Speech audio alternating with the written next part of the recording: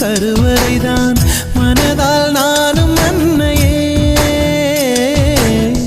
மறவேன் என்று முன்னையே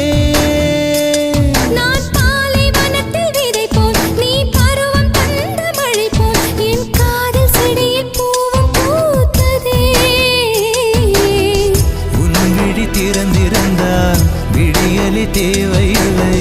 உன்னை நான் துறந்திருந்தால் உயிரது சொந்தமில்லை இத்தனையும் இனி கிடைக்குமா கிடைக்கும் கிடைக்கும் நான் கூட சொல்கிறேன் அழகே பிரம்மனிடம் மனு கொடுக்க போயிருந்தேன்